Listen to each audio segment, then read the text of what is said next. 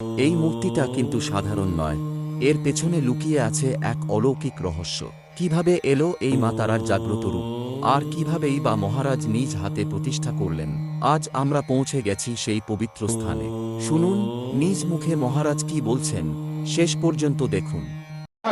ওই মেয়েদের একটা ওই মেস আছে কালীঘাটে, ওইখানটা তা ওইখানে উনি ভিক্ষা নিতে এসে তখন বলছে, বাবা দুপুরবেলা তো আমি তো 12টা বাজে, এখন তো ভিক্ষা দেই না, আপনি একটু ঘুরে আসুন, একটু 12টা বেজে গেলে আমি কিছু দেবো আপনাকে, দক্ষিণা আপনি নিয়ে যাবেন দক্ষিণা। বলে, মা আমি একটা কথা বলি, আমি সঠিক ভিক্ষা তোমার কাছে নিতে আসিনি, আমি তোমার কাছে এইটুকু এসছি, তোমার পেছনে অনেক শত্রু, তুমি দেখো কে বগলা মার পুজো করে, মা বগলার যে পুজো করে তার কাছে যাও। এবার আমাকে চিনবে কি করে, আমাকে তো উনিও চেনে না, কেউ চেনে না। এবার কে পুজো করে, কে কি করে, ভদ্রমহিলা জিজ্ঞেস করাতে উনিও কিছু বলতে পারছেন না। তা বলে, ঠিক আছে তাহলে তুমি, তাও না, ভদ্রমহিলা কি করেছে, একটা ছোট্ট মা বগলার একটা ফটো কিনে, কালীঘাটে অনেক দোকান আছে, কিনে ওইখান থেকে আর একটা ছোট থালা, একটা ছোট্ট গ্লাস, যে ঠিক আছে মা একটু দেবো। এইবার দিয়ে দিয়ে দিয়ে উনি রাত্রে স্বপ্ন দেখেছে, তুই গাঙ্গুলি বাগানে যা, গাঙ্গুলি বাগানে গিয়ে খোঁজ কর, তুই দেখবি আমার পুজো হয়, তুই ওইখানে পাবি। ওই ফটোটা পুজো করার পর থেকে উনি এটা দেয়। তখন আমার বয়স কত কম, তারপরে সেই আসার পরে ওনাকে আমি জাস্ট মার পায়ে পুজো দিয়ে মার একটু চরণায়ের আশীর্বাদ দিয়েছিলাম। কোনো তাবিজ না, কবজ না, কোনো কিচ্ছু না, কোনো জড়িবুটি না, শুধু মার, শুধু এটুকু বলছিলাম যে মার চরণে আশীর্বাদ নিয়ে যাও, যত শত্রুই থাক মা বগলাকেই দেখে নেবে। এই যে শত্রুর জীব টেনে আছে না, দেখবে শত্রুর জীব টেনে ছিঁড়ে ফেলে দেবে না। সত্যি তাই, মুখের কথা মুখেই কার্যসিদ্ধি ঠিকই হলো। সেই উনি আমাকে সেই বলেছিল, আমাকে বলেছিল পরে এসে হাসতে হাসতে বলে, এই চেহারাও না, আর তখন হাসতে হাসতে বলেছিল, ঠাকুর তুমি যা কি আশীর্বাদ দিলে, কি জাদু আশীর্বাদে জানি না, আমার আর কোনো সমস্যা নেই, কোনো শত্রু নেই, আমি আশীর্বাদ খুব যত্ন করে রেখেছি। আমি বলছি, খুব যত্ন করে রাখো মা।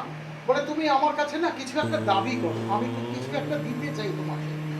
বলছি, কি দেবে আমাকে, দেওয়ার কি আছে, পৃথিবীতে যা আছে সবই আমার, আবার যখন পৃথিবীতে বয়স হবে একদিন চলে যাব, তখন কারোর কেউ না। তারপরে এই বলে তখন উনি হেসে দিয়ে আমাকে বলছে, তুমি যা হোক একটা কিছু আমার কাছে দাবি করো। আমি তখন বললাম, আমি 3টে জিনিসের কথা বলবো, তার মধ্যে তোমার যেটা ইচ্ছা সেটা পারলে আমাকে দিও। একটা হচ্ছে বড় একটা ঘন্টা, উপরে রয়েছে বেল বাজার মন্দিরে, হয় ওই একটা ঘন্টা, অথবা অষ্টধাতুর একটা রাধা কৃষ্ণ, অথবা একটা কষ্টি পাথরের কালী। তখন উনি বলে, আমি তাহলে কালীই দেবো। তখন এই কালীটা আসে, তখন এই কালী আমাকে উনি গিফট করে। চিতপুর থেকে উনি কবে বানাতে দিয়েছে, কি দিয়েছে আমি জানি না, একদিন আমাকে ট্যাক্সি করে নিয়ে যায়, নিয়ে গিয়ে আমাকে তখন বলে যে, এই যে বাবা পছন্দ হয়েছে। আমি বলছি, আমি বড় বড় করে তাকিয়ে পড়েছিল, সে কি, আমি বলছি, তখন আমি বলছি, আমি অবাক হয়ে গেছি। তখন আমি দোকানদারকে বলছি, এই পাথরের তো নাকি সিমেন্ট বালি দিয়ে অন্য কিছু দেওয়া। তখন বলে, পাথর, ওই যে এই জায়গাটা দেখো ভালো করে দেখলে, একটু এই জায়গাটা দেখবে এখানে একটা চটা খোলা কাঠামোর নিচে, ছেনি মেরে দেখিয়ে দিল আমাকে, বলে এটা সিমেন্ট বালি দেখা যাচ্ছে, ওই এক পাথরের কাটা ওই মহাদেব। তারপরে আমার মা ওইরকম দাঁড়ালো। জয় মা, জয় মা। একদম। আমি এর জন্য আমাকে অনেকে বলেছে, অনেক ভক্তরা, মায়ের মুখটা একটু বড় করেন না। আমি বলছি, এই যে ক্ষমতা আছে, এই ক্ষমতা অন্য কিছুতে আসবে না, মনে রেখে দিও, এটা মনে রেখো, সারা জীবনের স্মৃতি হয়ে রইল। আমি তাই যখন আমাকে দেয় আমাকে মূর্তিটা, আমি বলেছিলাম, বাহ, তুমি যখন মূর্তি দিলে তাহলে তুমি তো রানী রাসমণি হলে, আর আমি তো রামকৃষ্ণই হয়ে গেলাম। মানে আমি মজা করে তাকে এই কথাটা বলেছিলাম, একদম একদম, তুমি রানী রাসমণি হলে আর আমি তাহলে রামকৃষ্ণই হয়ে গেলাম। তাহলে তুমি রানী রাসমণি দক্ষিণেশ্বরে প্রতিষ্ঠা করলে, আর তুমি সেই স্বপ্ন দেখেই মার কাছে আসলে, তুমি সেই একই জিনিসই হলো। এই স্মৃতি আমি আমার মৃত্যুকাল অব্দি মার কাছে যখন অমাবস্যায় বসি বা অন্যান্য সময় পুজোয় বসি, আমার জানি না মার মন্ত্র পাঠ করতে করতে আমার আবেগে চোখ দিয়ে জল চলেই আসে, আর খালি বলি, কোথায় মা তুই আয়। এই দূরে বসে একটা ফুল এখান থেকে ছুঁড়ে মারি, মন্ত্র মার দিয়ে একটা ছুঁড়ে মারি, ব্যাস ওইটাই চুম্বকের মতো মার চরণে পড়ে আটকে যায়। কাপড় পরা থাকে এই করে থাকে, কাপড়ে লেগে থাকে।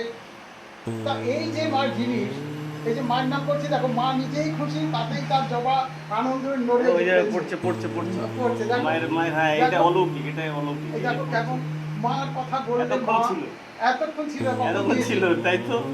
দেখো এতক্ষণ ছিল দেখো, জমাটা। আমরা আবার ডাক নিচ্ছি বলে আর ফেলছে না, দেখো চালাকি করে কিরকম আমাদের সাথে, মানে এইরকম সব সময় খালি করে যাবে, রাইট, এইরকম করে সব সময়। এটা একটা অলৌকিক। হ্যাঁ, মাকে এখানে যদি ধরো এই যে ভৈরবের মাথা, এক এক সময় মানে সিগারেটের গন্ধ ভর্তি, কি ব্যাপার, এবার ইশারা করছে আমাকে, শিবতত্ত্ব দাও, শিবতত্ত্ব। সঙ্গে সঙ্গে কাউকে বলি দোকান থেকে এনে দেয়, ধরিয়ে দিই, সে মানুষ যেরকম টানে, যেরকম জলে, হ্যাঁ। সিগারেট টানলে জলে না মাথাটা, হ্যাঁ। এও তাই, আচ্ছা, হ্যাঁ। মানে দারুণ জিনিস। চন্ডাল। ওরা বাবা, একবারে অরিজিনাল চন্ডা। হ্যাঁ। দেখি আজকে ওরে আপনি তো